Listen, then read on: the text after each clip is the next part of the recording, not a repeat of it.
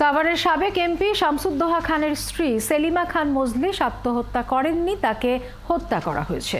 CID তদন্তের পর আত্মহত্যা বললেও পিবিআই এর তদন্তে প্রমাণ হলো এটি হত্যাকাণ্ড।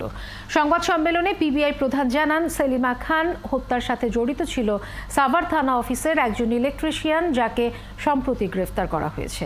মহিম মিজানের প্রতিবেদন। ১৩ বছর আগে সাভার দক্ষিণপাড়া এলাকায় বাড়ির দ্বিতীয় তলার রুমে নির্মমভাবে খুন হন সাবেক এমপি শামসুদ্দোহা খান মজলিসের স্ত্রী সেলিনা খান মজলিস। এ ঘটনায় দায়ের করা মামলাটি সাভার থানায় মাত্র ৯ দিন তদন্ত করে। পরে তদন্তের দায়িত্ব পায় সিআইডি।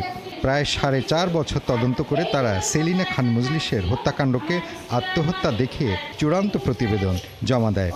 ঘটনার প্রায় ১৩ বছর পর ২০২৪ সালে মামলাটির তদন্তের দায়িত্ব পায় পিবিআই। গত ৩০ মে সাভারে গ্রেপ্তার হয় হত্যাকারী সুবল কুমার রায়। তার দেয়া তথ্যে গ্রেপ্তার হয় আরও দুজন। এর মধ্যে একজন ভিকটিমের মেয়ে শামীমা খান মজলিস, যিনি নিজেই মায়ের হত্যার সাথে জড়িত। সিআইডির একজন সিনিয়র অফিসার মামলাটি তদন্ত করে এবং ১৪ মাস তদন্ত শেষে একটি ফাইনাল রিপোর্ট জমা দেন এবং ফাইনাল রিপোর্টটিতে ধারণা দেওয়া হয় সে সেলিমা খান মজলিস আত্মহত্যা করেছেন। সংবাদ সম্মেলনে জানানো হয়, মূলত সুবলের সঙ্গে মেয়ে শামীমার প্রেমের সম্পর্কের বাধা দেওয়ার কারণেই খুন হন সেলিনা খান মজলিস। এই শামীমা খান মজলিস জাপিয়ে ধরে মাকে, আর তখন সুবলের ভাষ্য হলো তিনি আতঙ্কিত হয়ে পড়েন। তখন পাশে ছিল একটি ফল কাটা ছুরি, সেই ফল কাটা ছুরি দিয়ে এক পাশে 2 পোজ দেন এবং আর এক পাশে আর একটি পোজ দেন। পোজ দেওয়ার পর তখন দেখেন যে মরে নাই, বা উনি তখনও চিৎকার করতেছে।